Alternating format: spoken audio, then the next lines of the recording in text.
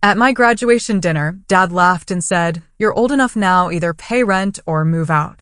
The next day, when I showed them my new place and told them I wouldn't be covering their bills anymore, their faces went pale because the day I graduated college, after years of pushing myself to the absolute limit, should have been the proudest moment of my life.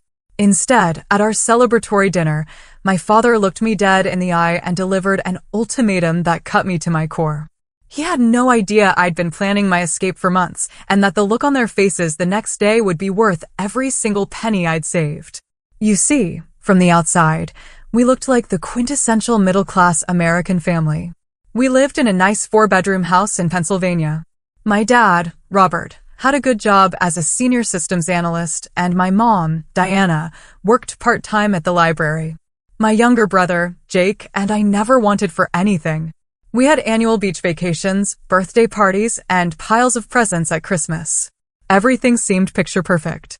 But when I turned 15, everything shifted. Dad came home one day, his face strained. He'd been laid off. After 15 years, he was just gone. Mom picked up more hours, but her library salary barely covered groceries, let alone our mortgage. Dad kept reassuring us, "It's just temporary, I'll find something better." But that something better never materialized. Months bled into a year, and the only jobs he could find paid far less. His pride took a massive hit.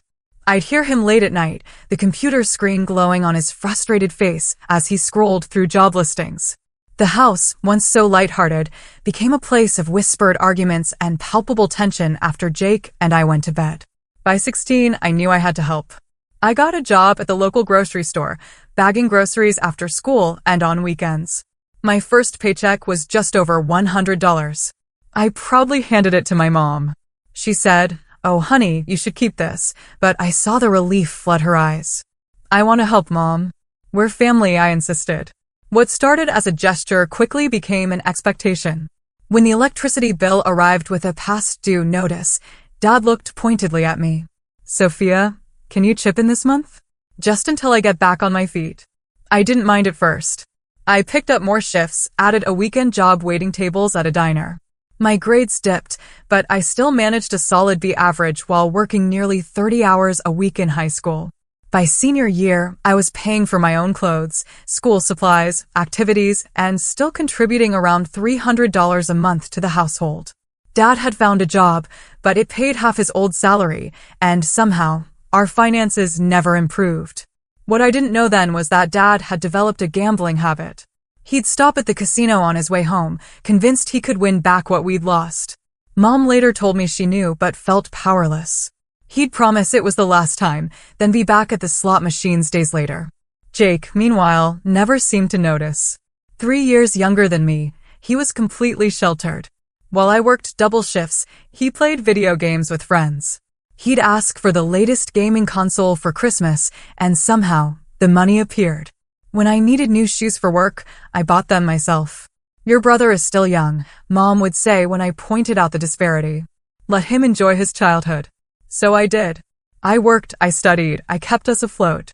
I watched my father become dependent on my income, not as a temporary fix, but as a permanent solution to his own failures. My mother accepted it without question.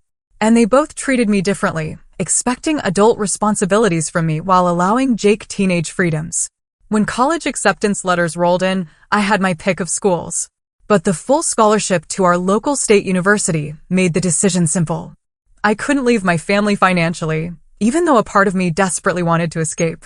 "You always were the responsible one," Dad said when I announced my decision. What he really meant was, "You're the one we can always count on for money." I moved into a dorm but came home every weekend to work my jobs, sending money regularly for bills, calling daily to check in. I watched my friends enjoy the full college experience, parties, spring break trips, while I declined invitations for extra shifts or sent money home for the property tax bill. Throughout it all, I told myself it was temporary. Once I graduated and found a good job, things would get better. Once Dad got back on his feet, I could focus on my own life. Once our family finances stabilized, I could start saving for my future. But deep down, an uncomfortable truth began to settle in. Nothing was going to change unless I changed it. College was supposed to be my ticket to freedom. Instead, It became another obligation to balance. My typical Monday started at 5 a.m. I'd shower, review notes for my 8 a.m. business ethics class, eating a protein bar on the go. After class, I'd rush to my part-time campus job at the admissions office, working from 10 to 2. Then afternoon classes until 5, a quick dinner, and studying until midnight. Tuesdays and Thursdays were similar, a relentless, hectic pace. Weekends offered no reprieve. I'd drive home Friday evening, head straight to the diner for the dinner shift. Saturdays meant a double at the grocery store. Sundays were split between diner brunch and laundry before heading back to campus. My roommate, Elaine, would often just be starting her weekend when I was ending mine. "You know this isn't normal, right?" Elaine said one Sunday evening, watching me stumble into our dorm, exhausted. "Most college students aren't paying their parents' bills." I just shrugged. "They need the help." "But do they really? Your dad has a job. Your mom works. Your brother's old enough to work part-time too. Why is it all on you?" Her questions made me so uncomfortable because I had no good answers. The truth was, I'd never questioned it. It had evolved so gradually, from helping during a crisis to becoming the family's financial safety net. Before I knew it, I was paying the electric bill, the internet bill, often the grocery bill too. "The internet is getting shut off," Mom would text. "Can you send $200 for the bill?" "Dad's car needs repairs. Can you help with a $500 mechanic bill?" "We're a little short on the mortgage this month. Can you contribute $800? Each request came with the unspoken expectation that I would comply, and I always did. I'd scrape together my earnings, eat ramen for a week, and send the money home. The gratitude would quickly fade, replaced by the next urgent need. During my sophomore year, the requests escalated even further.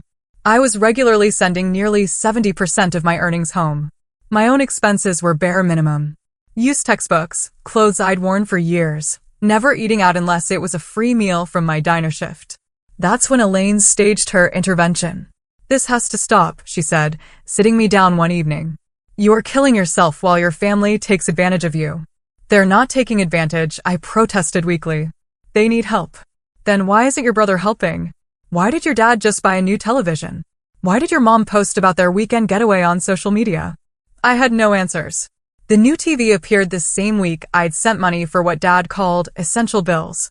The getaway happened after I'd contributed to a desperate situation with the water heater. "You need to start saving for yourself," Elaine insisted. "Open a separate account they don't know about. Put something away each month, even if it's just $20. Something that's just for your future." That night, I did it. I opened a new savings account at a different bank. I set up a direct deposit for 20% of my earnings to go straight into that account before I could be tempted to send it home. It wasn't much at first, maybe $50 a week, but it was something. It was mine. As my junior year began, I connected with a financial advisor, Harriet, through a campus workshop.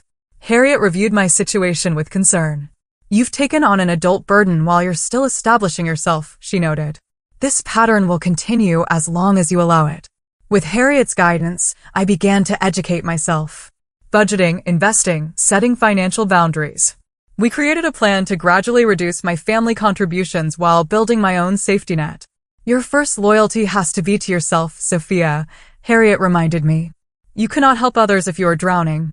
By my senior year, my separate savings account had grown to a respectable sum. I'd secured a high-paying internship with a marketing firm that valued my work ethic, and they'd offered me a full-time position upon graduation. For the first time, I could truly see a future not defined by my family's needs. That's when I made the decision that changed everything. With Harriet's help, I started looking at starter homes in a modest but growing neighborhood 20 minutes from campus.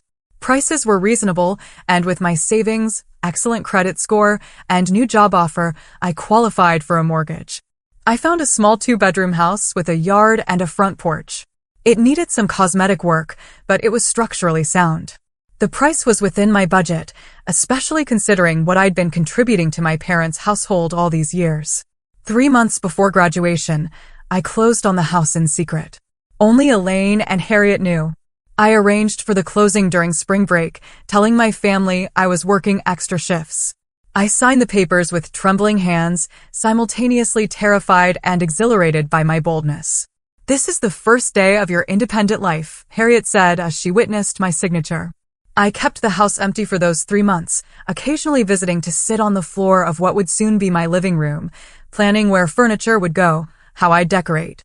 But mostly, I prepared myself for the inevitable confrontation that would come when my family learned I was cutting financial ties. Graduation approached, and with it, a reckoning I both dreaded and desperately needed. Graduation day dawned bright and clear. I put on my cap and gown in the dorm room I'd shared with Elaine for 4 years, my emotions a tangled mess of pride, anxiety, and anticipation. Today is about celebrating you, Elaine reminded me as she helped adjust my cap. Try to enjoy it, no matter what happens later. The ceremony was held on the university's main lawn. As I took my place among my fellow graduates, I searched the crowd for my family. Mom waved enthusiastically, Dad checked his phone, and Jake looked bored. When my name was called, I walked across the stage, head held high. Sophia Wilson, Bachelor of Business Administration, summa cum laude, the dean announced. I accepted my diploma with a firm handshake, turning to smile at the audience. In that moment, looking at the sea of faces, I felt a surge of accomplishment no one could diminish. This achievement was mine alone. After the ceremony, my parents found me. Mom hugged me tightly, Dad clapped me on the shoulder. We're so proud, Mom said, her eyes genuinely warm. For years gone just like that, Dad added. Time to join the real world now. Jake gave me a perfunctory hug. Can we go eat? I'm starving. My parents had reservations at a mid-range Italian restaurant near campus. Not the fanciest, but a step up from our usual. As we were seated, Dad made a show of telling the waiter, we're celebrating our daughter's graduation today. The waiter replied with a smile, congratulations. First round of drinks is on me. Dad ordered an expensive bottle of wine. Mom chose one of the pricier pasta dishes. Jake selected a nearly $30 steak. I chose a simple chicken parmesan, already calculating how much this celebration would cost me because despite Dad's grand announcement, I knew who would be paying the bill. Throughout the appetizers, the conversation was light. Mom asked about my fellow graduates. Dad inquired about the speakers. Jake complained about sitting in the sun. No one asked about my job plans or what came next. It was as if my graduation marked the end of something, rather than a beginning. As our main courses arrived, Dad cleared his throat and raised his wine glass. A toast to our graduates, Sophia. We can't tell you how proud we are of what you've accomplished. I smiled and raised my glass, allowing myself a moment of genuine connection. You've always been responsible, Dad continued, always thinking of the family first. That's a rare quality these days when so many young people only think of themselves. Mom nodded, her eyes misty. But, Dad said, his tone shifting ever so slightly, graduation marks a transition to full adulthood. And with adulthood comes adult responsibilities. My stomach tightened. I knew what was coming. Your mother and I have discussed it. And we think it's time you started contributing more formally to the household expenses. I nearly choked on my wine. More formally? Dad, I've been paying bills since I was 16. He waved his hand dismissively. Yes, you've helped out here and there, but now that you'll have a real job, it's time for a more structured arrangement. Here and there. I repeated, incredulous. I paid the entire electric bill last month and the internet, and half the mortgage. That's all in the past, Dad said firmly. We're talking about the future. You're old enough now to pay rent or get out. The restaurant noise seemed to fade away as I stared at my father. His expression was matter-of-fact, as if he were discussing the weather rather than delivering an ultimatum that completely ignored years of my financial support. We think $800 a month is fair, he continued. Plus continuing to help with utilities, of course. You'll be making good money now, and this will still be cheaper than getting your own place. Jake snickered. Welcome to adult life, sis. I looked at my mother, hoping for some recognition of the absurdity of this demand. But she was studiously examining her pasta. Let me get this straight, I said, my voice surprisingly steady despite the anger building inside me. After supporting this family financially through high school and college, working multiple jobs while maintaining a 4.0 GPA, you now want me to pay you $800 a month in rent plus utilities? Don't be dramatic, Sophia, Dad replied. We've supported you your entire life. Put a roof over your head, food on the table. Now it's time for you to do your part. I wanted to scream.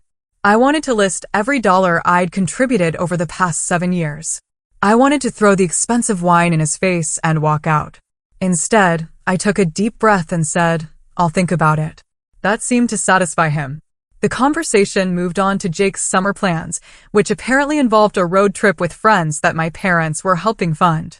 I sat in silence, pushing my chicken around the plate, appetite gone. When the bill came, the waiter placed it in front of my father. Dad looked at it, then slid it across the table to me with a wink. "Consider this your first adult expense. $178. I placed my credit card on the bill without comment, ignoring Jake's smirk and my mother's uncomfortable glance away.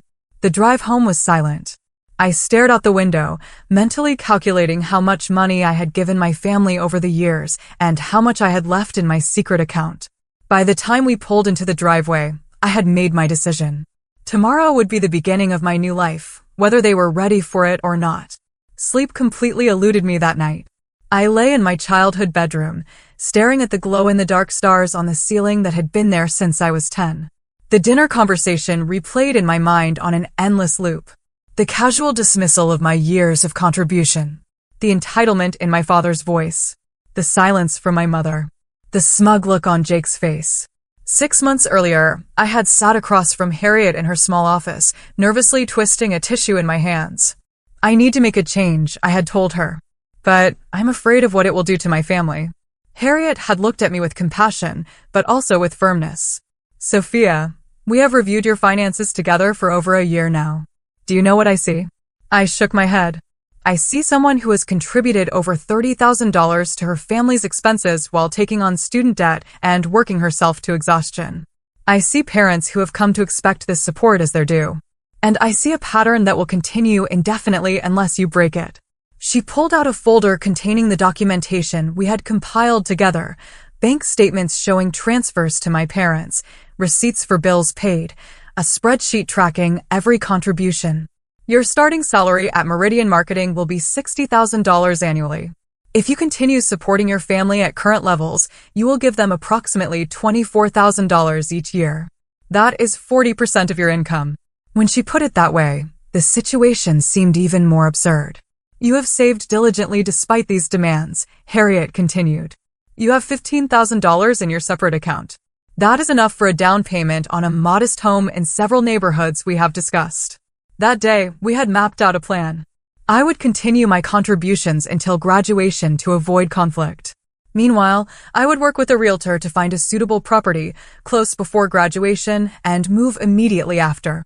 Bernard, the realtor Harriet recommended, had been instrumental in finding my little house on Maple Street. He understood my budget constraints and my timeline. We looked at dozens of properties before finding the right one. A 1950s bungalow with good bones but outdated decor, 2 bedrooms, 1 bathroom, a small kitchen, and a surprisingly spacious living room with a fireplace. "The owners are motivated sellers," Bernard had explained. "They've already moved to Arizona and just want to close quickly." The asking price was $175,000. With my credit score and savings, plus a first-time home buyer program, Bernard helped me secure a mortgage with payments less than what my father was demanding in rent. The closing had been nerve-wracking. I had taken a day off from classes, telling my parents I had an important exam. Instead, I had sat at a table with strangers, signing document after document until my hand cramped. When the final paper was signed, Bernard had handed me the keys with a smile. "Congratulations, homeowner." Now, lying in my childhood bedroom for what I knew would be the last time, I felt a strange mix of sadness and resolution. This house held memories, not all of them bad, but it also represented a dynamic that had become increasingly toxic. At 6 a.m., I rose quietly and began packing. I was surprised by how little I actually owned, despite having lived there most of my life. My clothes fit into 2 suitcases. My books and personal items filled 3 boxes. My jewelry, mostly inexpensive pieces I'd bought myself, fit into a small pouch. By 7:30, everything was stacked neatly by my bedroom door. I could hear movement in the kitchen, my mother's familiar footsteps, the gurgling coffee maker. Taking a deep breath, I carried the first suitcase downstairs. Mom looked up from the kitchen table, surprise crossing her face. "You're up early. Want some coffee?" "No thanks, Mom. I'm moving out today." Her coffee cup paused halfway to her lips. What? Because of what your father said? Honey, he didn't mean you have to leave immediately. I know, I replied, setting the suitcase by the front door. But I've been planning this for a while. It's time. She followed me as I went back upstairs for the second suitcase. But where will you go? Do you have an apartment lined up? You can't just leave without a plan. I smiled despite myself. She genuinely had no idea I was capable of making plans without their knowledge or input. I have a place, I said simply, adding the second suitcase to the first. By now, the commotion had awakened my father. He appeared in the hallway, hair disheveled, robe hastily tied. What is going on? He demanded. Sophia says she's moving out. Mom explained, wringing her hands. Dad looked at the suitcases, then at me, his expression shifting from confusion to anger. Because of last night? For God's sake, we were just having a conversation about adult responsibilities. There's no need for dramatics. This isn't about last night, I said, returning upstairs for my boxes. This has been my plan for months. I'm starting my new job on Monday, and I need to be settled in my new place before then. New place? Dad followed me up the stairs. What new place? You can't afford a place of your own yet. You need to build up savings first. The irony of him lecturing me about savings when he had systematically drained mine for years was almost laughable. My new place is all taken care of, I said, lifting a box of books. I've been saving and planning for this. Saving? Dad's voice rose. How could you be saving when you've been helping us with expenses? I didn't answer, focusing instead on carrying my belongings downstairs. Mom was now sitting on the bottom step, looking lost. Jake had emerged from his room, watching the scene with unusual attentiveness. The moving company will be here at 9 o'clock, I announced, checking my watch. I just need to get everything downstairs before they arrive. Moving company? Mom's voice was faint. Sophia, this is all so sudden. It wasn't sudden to me. It was the culmination of years of growing awareness and months of careful planning. But I understood that to them, it seemed to come out of nowhere. They had never considered that I might have a life separate from their needs. You'll still help with the bills, right? Dad asked, his anger giving way to concern. Even if you're not living here. And there it was. Not worry about my well-being or sadness at my departure, but immediate concern about how my decision would affect their finances. No, I said, the single word feeling like both a betrayal and a liberation. I will not be paying your bills anymore. The silence that followed was profound. My father's face flushed red. My mother's eyes filled with tears. Jake looked from them to me, finally seeming to understand the dynamics at play. You can't just abandon your family. Dad sputtered eventually. I'm not abandoning anyone, I replied. I'm simply starting my own life. You always said that. Was what you wanted for me. The moving truck arrived precisely at 9. 2 men efficiently loaded my meager belongings. I did a final sweep of my room, checking drawers and closets for anything forgotten. As I turned to leave, I noticed my mother standing in the doorway, looking smaller somehow. I didn't realize how little you have, she said softly. After all these years, it was the closest she had come to acknowledging the imbalance that had defined our relationship. I hugged her briefly, then headed downstairs where my father was arguing with the movers about their parking position. Dad, I interrupted, I'm leaving now. I'll call you in a few days when I'm settled. He turned to me, his expression a complex mix of anger and disbelief. This is how you repay us for everything we've done for you? By running away the moment we ask you to contribute. The unfairness of his statement struck me like a physical blow. But instead of arguing, I simply handed him an envelope. What is this? He asked. A copy of my new address in case of emergency, I replied. And a record of the financial contributions I have made to this household over the past 7 years. I thought you might want to review it before we talk again. Then I walked out the door, climbed into my car, and followed the moving truck to my new home and my new beginning. The moving truck pulled up in front of my house at 9:04 that morning. My house. The phrase still felt strange in my mind. The modest bungalow with its faded blue paint and white trim looked exactly as I remembered from my previous visits, but now it was truly mine. I parked behind the truck and sat for a moment, taking in the sight.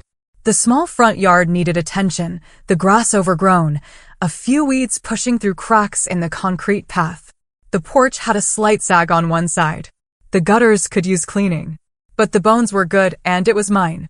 Every imperfection represented freedom. The movers, Tim and Carlos, unloaded my few possessions quickly. When all the boxes and suitcases were stacked in the living room, Tim handed me the clipboard to sign. "That's it?" he asked, looking around. "Nothing else coming?" "No," I replied. "Just starting out." Carlos nodded approvingly. "Best way to do it. No clutter, fresh beginning." After they left, I stood in the center of my empty living room, overwhelmed by the silence and space. I had furniture being delivered later that day, the bare essentials I'd ordered online: a bed, a couch, a small dining table with 2 chairs. It wasn't much, but it was a start. The rest of the morning was spent unpacking my clothes and personal items. I'd bought cleaning supplies earlier in the week, so I wiped down counters and swept floors. The house had been cleaned before closing, but it had sat empty for several weeks, and dust had accumulated. Around noon, a knock at the door startled me. I opened it to find an older woman with silver hair and bright eyes standing on my porch. "Hello there," she said warmly. "I'm Doris Abernathy from next door. I saw the moving truck earlier and wanted to welcome you to the neighborhood." She held out a ceramic dish covered with foil. "Just a simple casserole. Moving day is exhausting and everyone needs to eat." I accepted the dish with genuine gratitude. "Thank you so much. I'm Sophia Wilson.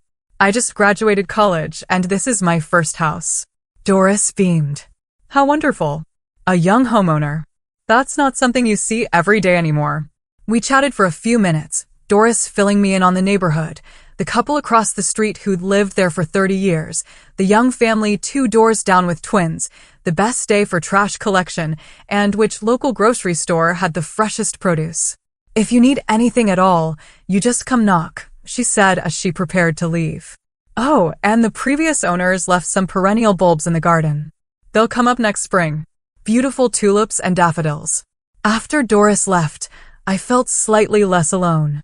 The idea that flowers planted by previous owners would bloom in my garden next year gave me a strange sense of continuity, a connection to the history of this place that was now mine.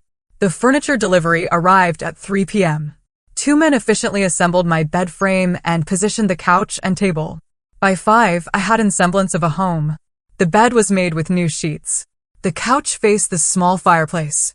The dining table sat in the sunny corner of the kitchen.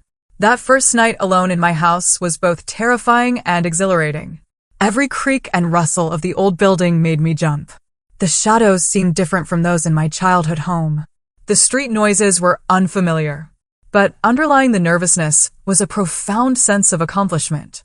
I had done this. I had created this opportunity for myself despite years of financial drainage and emotional manipulation. I slept fitfully that first night, waking several times. By morning, though, I felt more settled. I made coffee in the new coffee maker I'd treated myself to and sat at my little table planning my day. Monday would be my first day at Meridian Marketing, but I had the weekend to continue organizing.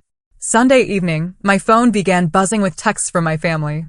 I had deliberately kept my phone off for most of the weekend, needing space to process the enormous change in my life. Now, the outside world was intruding. "Mom, hope you are settled in. Please let us know you are okay." "Dad, the internet bill is due Tuesday. Will you be sending money?" "Jake, Dad is freaking out about bills. What did you do?" I responded only to my mother, assuring her I was fine and settled. To the others, I maintained silence. It was harder than I expected. Years of conditioning had taught me to respond immediately to financial requests, to prioritize their needs above my own comfort or plans. Breaking that pattern felt almost physically painful. Monday came, and with it, my first day as a marketing coordinator at Meridian. The day passed in a blur of new faces, orientation sessions, and paperwork.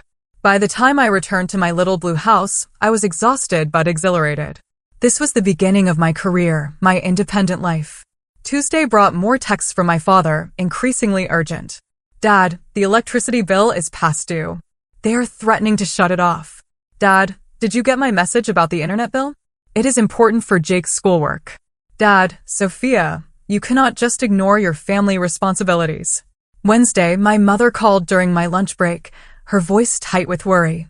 "Honey, I know you're establishing your independence, and I respect that, but your father is very stressed about the bills. Could you just help us out one more time while we figure things out?" Mom, I said gently, I have been helping out one more time for 7 years. Dad needs to figure out how to manage the household budget without my income. But the electricity might be shut off tomorrow, she said, her voice trembling. And the internet already has been. Jake has a paper due. The guilt was immediate and overwhelming. I almost caved right then. Almost offered to pay the bill, just this once. But Harriet's voice echoed in my mind. This pattern will continue as long as you allow it. I'm sorry, Mom, I said. I cannot help anymore. Dad has a job. You have a job. The two of you need to figure this out. Thursday evening, the doorbell rang. I opened it to find my entire family standing on my porch. Dad looked angry. Mom, anxious. Jake, uncomfortable. This is where you... Live now? Dad asked without preamble, looking past me into the house. You bought a house? Yes, I replied, blocking the doorway. Would you like to come in? They filed past me into the small living room. Dad immediately began examining everything, checking the fireplace, looking at the ceiling, opening doors to inspect other rooms. Mom sat cautiously on the edge of the couch, hands folded in her lap. Jake wandered into the kitchen, opening the refrigerator without asking. How did you afford this? Dad demanded. Where did the money come from? I saved, I said simply. And I qualified for a first-time home buyer program. Saved from what? His voice rose. You gave us every spare penny. Not every penny, I corrected. I set aside a portion of my earnings for my future. I have been doing it for years. So you lied to us? He accused. All those times you said you were broke, that you couldn't help more with the bills, you were hiding money. Several of my new neighbors were out in their yards, pretending not to watch the confrontation. Doris had come out to water her flowers, her concerned gaze flickering to us occasionally. I never lied, I said firmly. I contributed thousands of dollars to your household. I worked multiple jobs through high school and college to help support the family, but I also protected myself because no one else was going to. We are your parents, Mom interjected. We have always protected you. Have you? I asked, looking directly at her. Or have you protected Dad and his poor financial choices at my expense? Her gaze dropped to her hands. The electric company shut off the power this afternoon, Dad said, his anger giving way to desperation. The house is dark. The food in the refrigerator will spoil. Is that what you want? Of course not, I replied. But I want you to understand that it is not my responsibility to fix this. It never should have been. Jake had returned from his inspection of my kitchen. So what? You're just going to let us suffer because you're mad about paying rent? That's cold. Jake, this is not about rent, I said, my own frustration building. This is about 7 years of supporting this family while being treated like a personal ATM. This is about Dad's gambling and Mom's enabling and you never having to contribute a dime while I worked myself to exhaustion. The word gambling hung in the air. Jake looked at Dad in confusion. Mom's eyes filled with tears. You don't know what you're talking about. Dad blustered, but the fight was leaving his voice. I think I do, I replied. And I think it is time we all acknowledge the reality of our family dynamic. How dare you accuse me of gambling, my father said, his voice dangerously low. After everything we have done for you. Dad, please, I replied, trying to keep my tone even. Let us be honest with each other for once. I know about the casino visits. I know about the online poker accounts. I know about the loans. His face paled slightly, but he maintained his defensive posture. Everyone needs recreation. A few games here and there are not gambling. Mom was staring at the floor, refusing to meet anyone's gaze. Jake looked confused, his eyes moving from Dad to me and back again. What is she talking about? He asked Mom. Dad doesn't gamble. The silence that followed was answer enough. Jake's expression shifted from confusion to disbelief. Is that true? He pressed. Is that why we're always broke even though you and Mom both work and Sophia has been paying bills? Your sister is exaggerating, Dad insisted. And regardless, our financial situation is none of your concern. What matters now is that your sister has abandoned her family obligations and left us in a desperate situation. I walked to my new dining table where my laptop sat and opened a spreadsheet I had created with Harriet's help. I think we need to look at some facts. I turned the screen so they could all see it. This is a record of every financial contribution I have made to our household since I was 16 years old. Every bill payment, every grocery purchase, every direct deposit to your account. The spreadsheet was meticulous, with dates, amounts, and descriptions of each transaction. 7 years of financial support laid out in black and white. The total at the bottom is $87,342, I said. That is how much I have contributed to our family while working minimum wage jobs and attending school full-time. Mom gasped. Dad's face flushed red. Even I was shocked seeing the number in its entirety. Somehow, adding it all up made the situation even more stark than I had realized. That cannot be right, Dad muttered, leaning closer. You are making this up. I have receipts and bank statements for every entry, I replied. This is not an estimate. This is the exact amount I have given to support our family. While you gambled away your paycheck and Mom pretended not to notice. Mom let out a sob, covering her face with her hands. I didn't know what to do, she whispered. He kept saying it was the last time, that he would win it all back. That is what addicts always say, I said gently. But it is never the last time without real help. Jake had moved to look at the spreadsheet, his expression hardening as he scrolled through the entries. You paid for my graduation party? He asked, pointing to an entry from the previous year. Dad said he saved up for it. I paid for a lot of things that were supposedly from Dad, I confirmed. Birthday gifts, Christmas presents, car repairs. I paid you back for some of those. Dad protested weakly. Some, I agreed. A small fraction. Jake turned to our parents, anger evident on his face. Why was Sophia paying for everything? Why did neither of you ever tell me what was really going on? We wanted to protect you, Mom said, finally looking up. We didn't want you to worry about adult problems. So instead, you let Sophia carry everything? Jake's voice rose. She is only 3 years older than me. She was still a kid, too. His defense of me was unexpected and touching. For years, I had resented his carefree existence while I struggled. Now I realized he had been as much in the dark as I had been. The point is, Dad said, trying to regain control, we are in crisis now. The electricity is off. We need help. I closed the laptop and faced my family. I am willing to help, but not by giving you money. That approach has not worked for 7 years, and it will not work now. What does that mean? Dad asked suspiciously. It means I will help you develop a realistic budget based on your actual income. It means Dad needs to get help for his gambling addiction. It means Mom needs to stop enabling destructive behaviors. And it means Jake might need to get a part-time job to contribute, just like I did at his age. Gambling addiction is a strong term, Dad mumbled. Is it? I asked. How much have you lost in the past year alone? How many times have you promised to stop? How many bills have gone unpaid because the money went to gambling instead? He had no answer. I own this house outright, I said, the statement causing all 3 of them to stare at me in shock. No mortgage.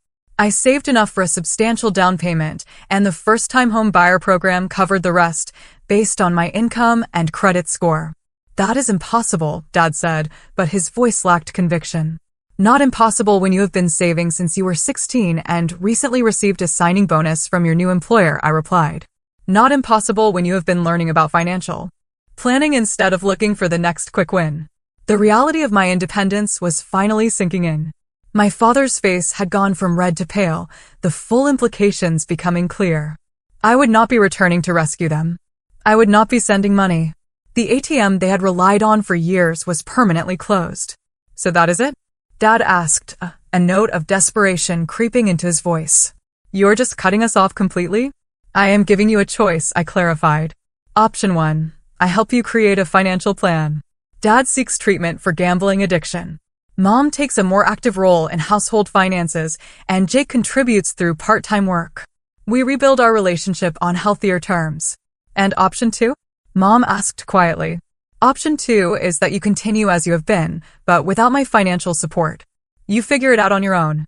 That is not much of a choice, Dad muttered. More choice than I had at 16, I replied evenly.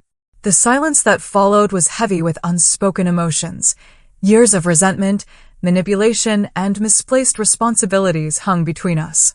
Finally, Jake spoke up. I want option 1. And I already applied for a job at the grocery store where Sophia used to work. Mom looked at him in surprise, then at me.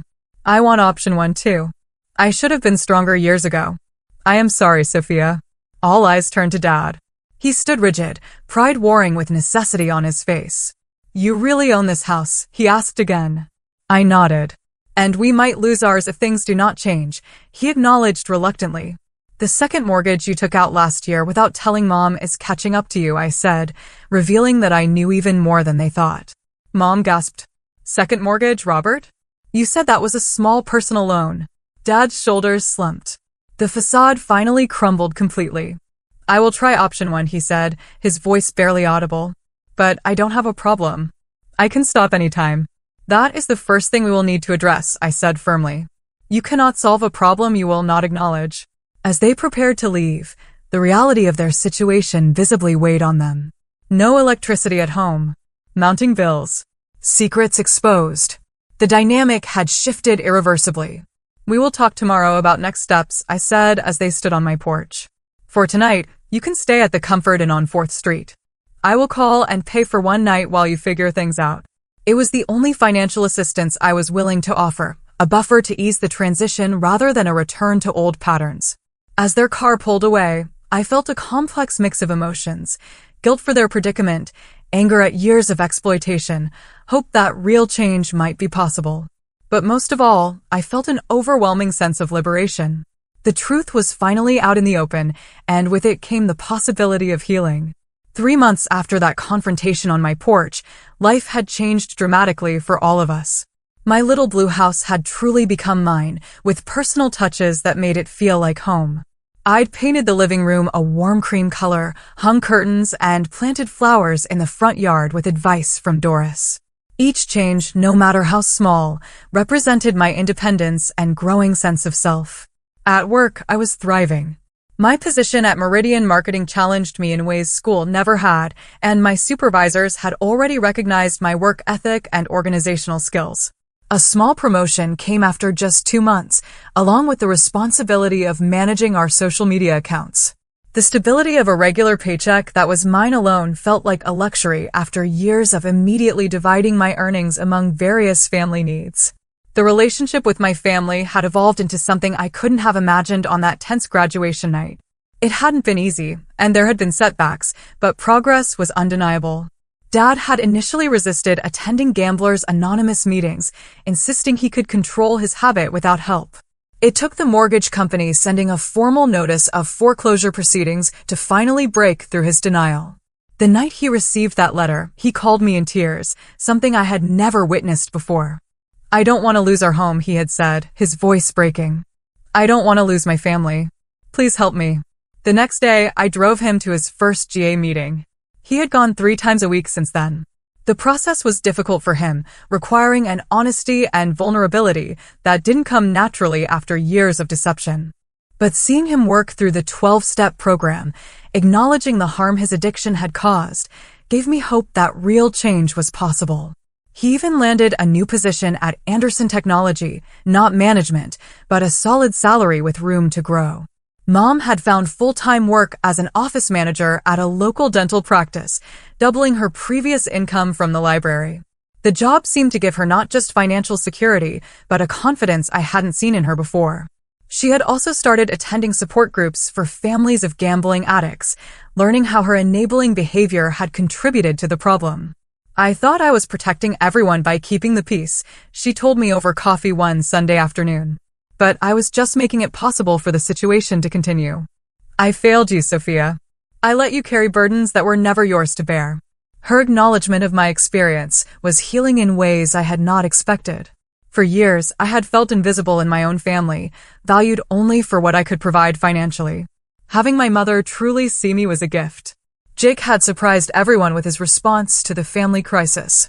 He secured a part-time job at the grocery store and contributed his earnings to the household expenses. More importantly, he had stepped up emotionally, often mediating between our parents when tensions rose during financial discussions. I never realized how much you did for us, he had told me one evening when he visited my house. I was so caught up in my own life that I didn't see what was happening right in front of me. I'm sorry for being such a self-centered jerk. His apology meant more than he could know.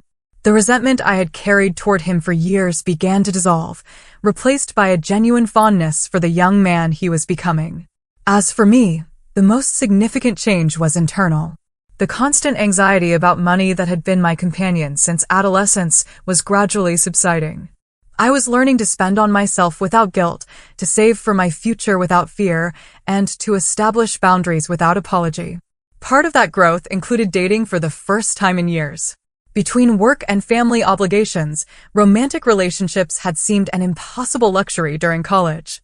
Now I was seeing Vincent, a graphic designer I'd met through work. Our relationship was still new, but his respect for my independence and understanding of my family history made him easy to be with. My friendship with Elaine had deepened as well.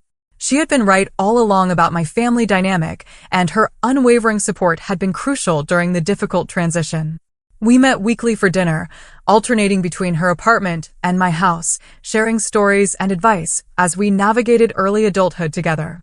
The family financial situation had stabilized somewhat.